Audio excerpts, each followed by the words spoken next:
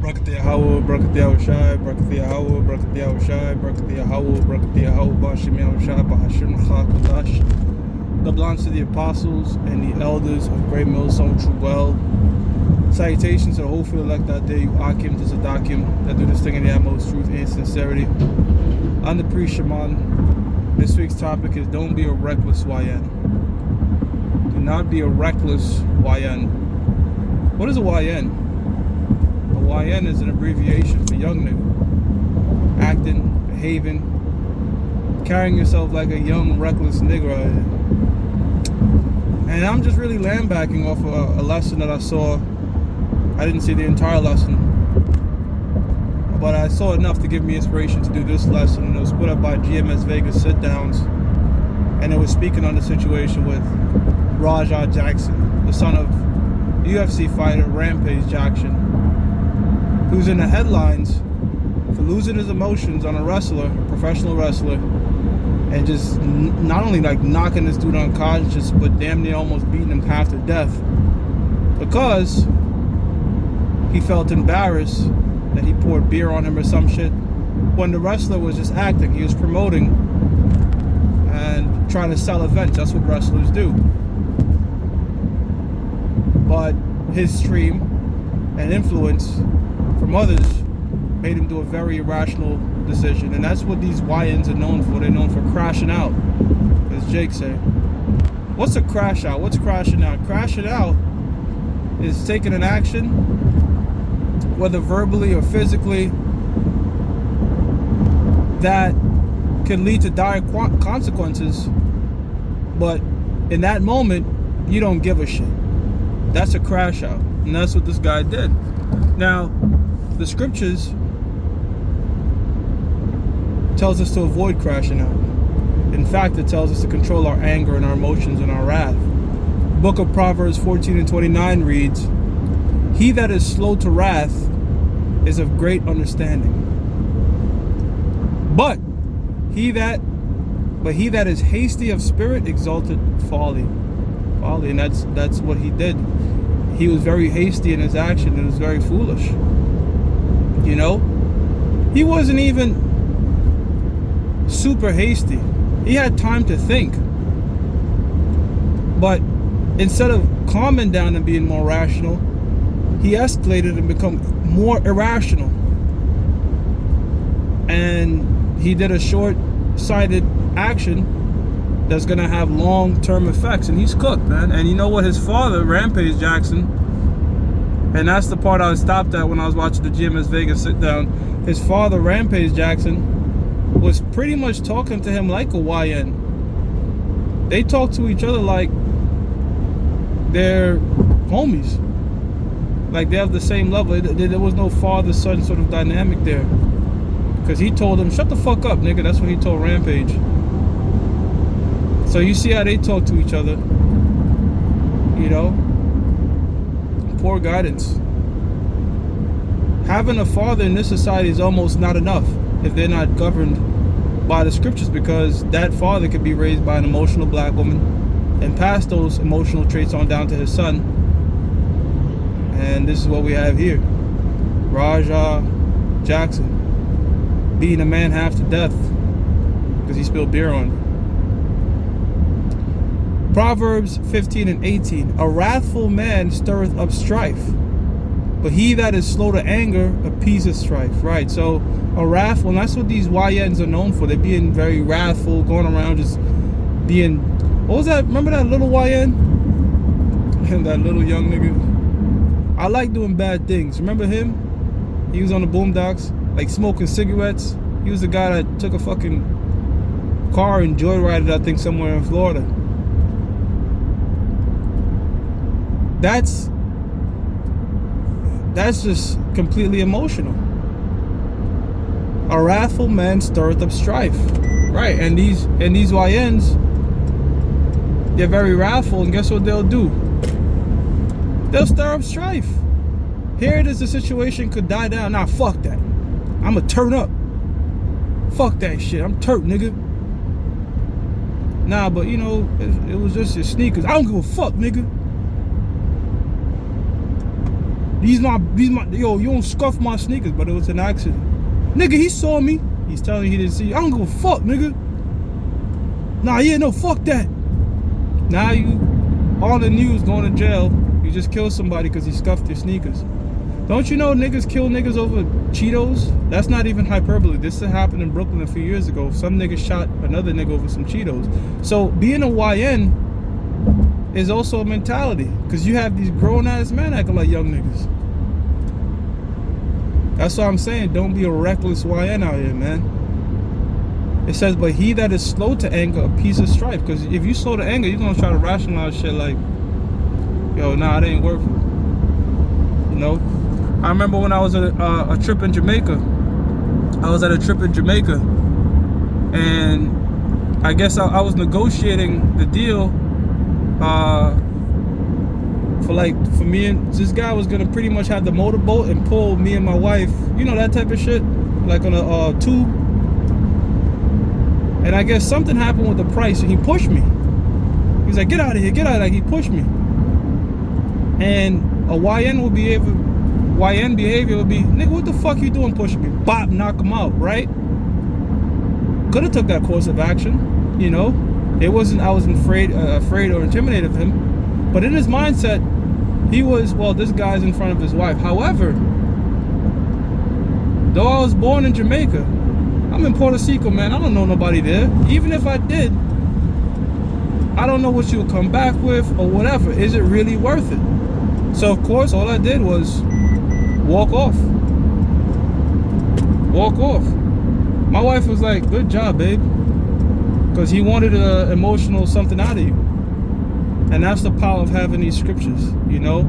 That's why the scripture says give,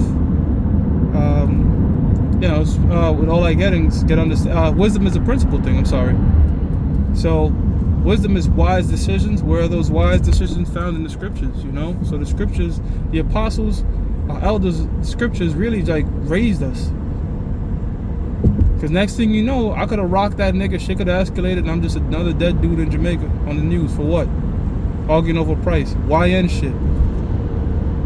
Proverbs 16:32. So we just stayed in Proverbs. This is a book dealing with wisdom coming from King Solomon. He that is slow to anger is better than the mighty, and he that ruleth his spirit than he that taketh a city. This is very interesting, because it is a mighty man reward, or it's pretty much esteemed by a mighty man to conquer a city. But the scriptures are saying it's greater to conquer your own spirit than to conquer a city. Why? Because when you conquer a city, though that's a great feat, you just conquered somebody else. Conquering your own spirit is conquering yourself, which is far more difficult, you know? We all get subject to making hasty and emotional decisions, even with this knowledge. So individuals that's able to mitigate that, that's a very great discipline. You know, that's a very great discipline to have. Not many people have it. And it usually comes with time and experience. That's how come you see, like, when the apostles, you see us teach now on the highways and byways, if somebody come up, we're not really rowdy with them, you know what I'm saying? Because we more or less know what the fuck they're gonna say. We more or less know where it's gonna lead to. And when they say shit to try to rouse us up, it's like you've been there, done that. So you can rule your spirit, you know? And just get back to edifying. Proverbs 19:19 says, a man of great wrath shall suffer punishment. That's Raja. You know, and he's just an example. He's a template of a YN, or YN shit, YN behavior. He's a template of that. A man of great wrath shall suffer punishment, for if thou deliver him, yet thou must do it again. Yeah, this guy can't rule his emotions. He's constantly getting in and out of jail, constantly getting in and out of trouble. You know, I think of Mike Tyson. Mike Tyson, you know, he's cool. You know, he swing by the barbershop in the Bronx one time, right after I left. But his emotions are very volatile. Every minute he's in and out of the news for knocking somebody out and put them in a coma and shit. You know? Because he can't, for even his old age, Mike just loses. Mike is up in age knocking niggas out on an airplane, bro. You see what I'm saying? So that's what you don't want to be. That nigga Rampage Jackson, I believe he was going around slapping, and I don't know if this was scripted or not, but if it wasn't, the Lord's gonna judge him. He was going around flirting with other niggas' women. I believe he was like macking to one chick, grabbed the ass while she was with her boyfriend on his stream. And in his head, he's like, well, fuck it, I'm a UFC fighter, pop off, nigga. That YN mentality. He's gonna do it to the wrong one. He's gonna do it to somebody that don't want to talk. He's gonna bump into another YN. Or he might just bump into another man that just get that YN demon on him and just fucking crash out. And now you have two dead YN acting niggas. And that's pretty much the equation for death. YN plus YN YN crash out plus YN crash out equals death. Or YN crash out squared. However you want to do it. However you want to multiply it. You get two YNs crashing out, that shit normally leads to death or imprisonment or some sort of nothing good. You know? Alright, so like I said, we stayed in Proverbs, going chapter after chapter. Now we're in Proverbs, the 22nd chapter and the 24th verse. And it says, make no friendship with an angry man, and with a furious man thou shalt not go. Right. And that's, again, a guy that cannot rule his freaking spirit. He has zero temperament, you know. 25, lest thou lean his ways, and this is Rampage and Raja. I'm sorry, lest thou learn his ways, and he get a snare to thy soul. So Raja ended up really picking up the traits of his father. He became a UFC fighter as well, but not only did he pick up his physical prowess, but he also inherited that uncontrollable emotional state that Rampage has. Passed it right down to his son. They talk to each other like nigga, what, you know? And that really is a poor reflection on Rampage as a parent. You know what I'm saying? That you couldn't guide your son in the right way and shit like that, you know?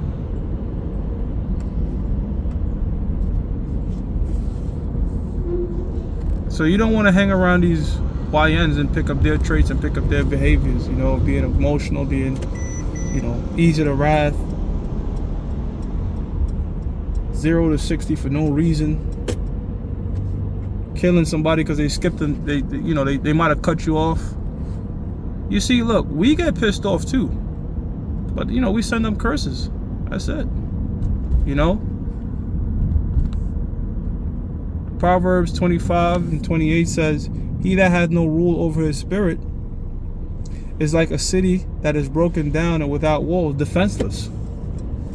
A city without walls is defenseless. Anybody could take it.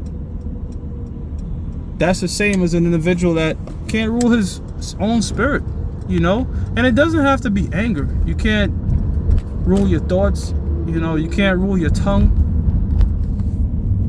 You're defenseless, man. You should be able to control these things to protect yourself. I tell you what, man, Rampage, Raja, whatever becomes of him, I can guarantee you this: he won't learn. You know, he won't learn. He'd probably do some shit like that again. Ephesians chapter 4 verse 26. Be angry and sin not. That's what I was just mentioning, that everybody gets upset. Everybody gets angry. That's an emotion, yes. But don't sin. Don't do some irrational thing in your anger. Excuse me. Walk it off. You know, think about your actions first and then proceed. Many times we have done that. We have all done that, man. Hasty stuff in our emotions. You know what I'm saying? It doesn't have to be fighting. It doesn't have to be whatever, but you got hasty because you were pissed off. You see? It says, be ye angry and sin not. Let not the sun go down upon your wrath. Right, let not the sun go down upon your wrath. You're supposed to, if you're really that upset or something, discuss it, get it off your chest. Don't let it build up now, because that could even have a worse effect. That should blow up on you. You see?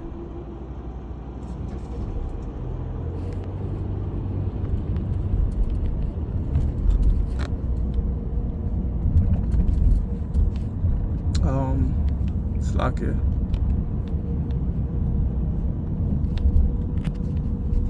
Verse 27. Neither give place to the devil. Right, because man, when you let that thing build up, that anger build up, that you were supposed to either quell, discuss, you're giving place for Satan to start to germinate more shit in your mind, and then it gets worse to the point where you're just thinking things without any proof. You're just speculating things in your mind, assuming things in your mind, and in your anger, you're making those speculations fact. And then you, just like Raja, crash out. You know? Only dummies crash out. You're not a dummy, right? So don't crash out. Think about these consequences that might happen if you do crash out. James 1:19. Wherefore, my beloved brethren, let every man be swift to hear, slow to speak, slow to wrath. So you have to be ready to listen. You should be more of a listener. Listen. Okay, assess. I'm sorry. And then make, your judgment decisions. You shouldn't be somebody that's just swift to act. That's why the scriptures also speak about counsel, right? Maybe I call somebody, ask for advice. That's really sort of the best things to do. How to go about action. Because this is why it's good to seek counsel, because when you seek counsel from somebody that's sort of just analyzing the situation, they'll more than likely be more logical, because they're not as emotionally invested as you are. So they could logically step back and say, okay, I think you should do this and think you should do that. 20, for the wrath of a man worketh not the righteousness of the Most High. You see? So there you go.